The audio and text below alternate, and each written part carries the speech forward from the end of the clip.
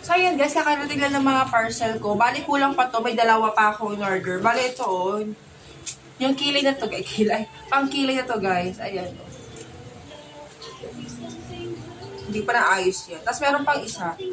Then, ito. In order ko na lashing meat. Kasi masarap nga ito.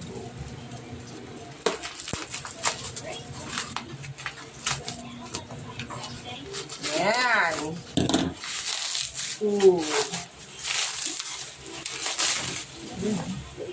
1, 2, 3, 4. Mali, 4 na lang siya.